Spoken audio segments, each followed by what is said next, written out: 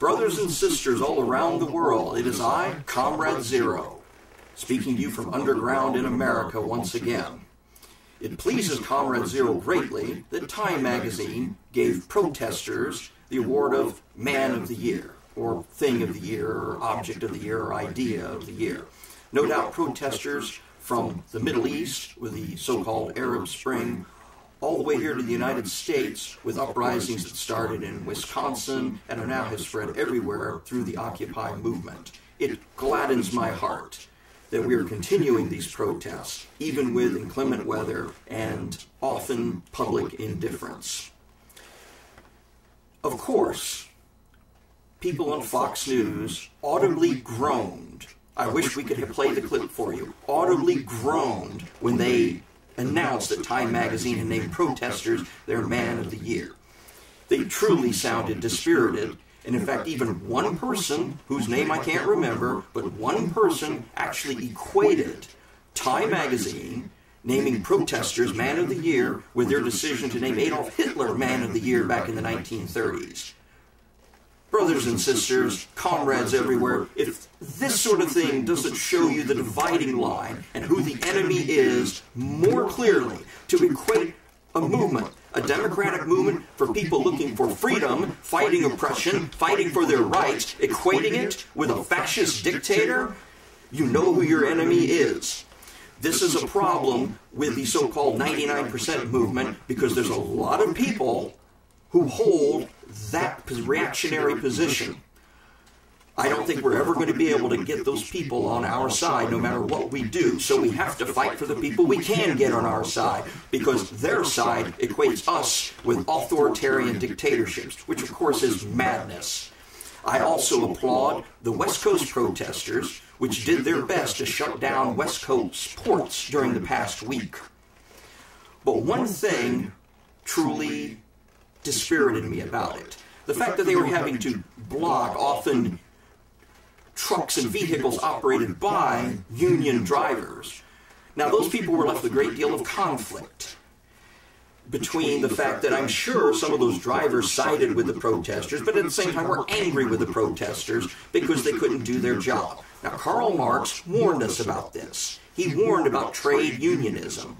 He was all for unions, but he realized that a trade union could become much like an apprentices' guild, where they would become totally interested in their own interests and would forget that they should have comradeship with unions worldwide, which of course was the goal of the IWW, the International Workers of the World, a union which still exists to this day, but they've forgotten it. Now they're mainly concerned with their own issues, their own standing in their own unions, and they're forgetting that they should be standing in solidarity with other unions and with people that actually represent their interests, but they've forgotten it. Now they've essentially become tools of the people they work for because they have been able to make certain compromises to keep their employees with the benefits through their unions. But when the unions stop standing together, they keep us spread apart. They keep us disunionized, and thus we become less effective, we become less powerful.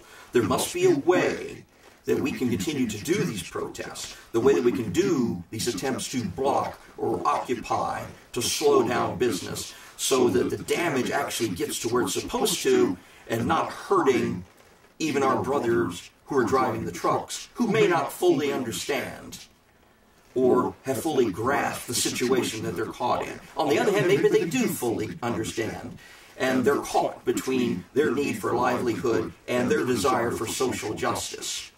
It's truly a frustrating situation, and of course, I, Comrade Zero, empathize with both sides on the issue, and I hope that we somehow can find a way that this won't become a situation where those unions start to oppose us, or think that we somehow are not working for their interests as well.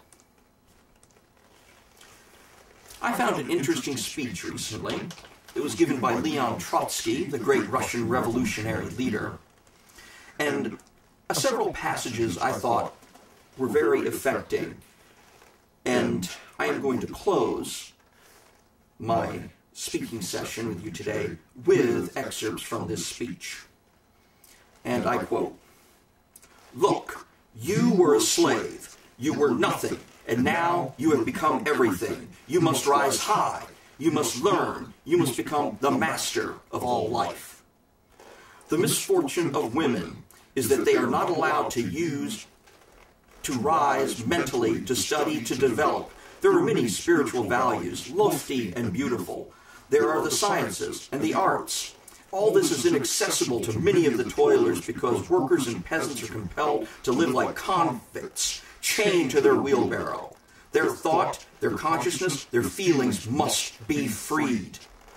We must see to it that our children have the opportunity of getting acquainted with all the conquests of the mind and be able to live as befits a human being who calls himself Lord of creation and not hitherto like a wretched slave who is crushed and oppressed. We have taken power into our hands, and we shall not give it up. And this power is for us, and is not an end in itself, but a means to reconstruct the whole of life, to make all wealth, all the possibilities of happiness accessible to the whole people, and to establish, at last, such an order upon this earth, to establish firmly a common, cooperative economic system, so that all shall work for the common good, and the whole people shall live as one honest, loving family. And with those words, I, Comrade Zero, shall bid farewell to my brothers and sisters at this hopefully peaceful time of year. And Comrade Zero will leave you now, as I will leave you in any of this or future broadcasts. Working people of the world, unite! You have nothing to lose but your chains, and you have a world to win!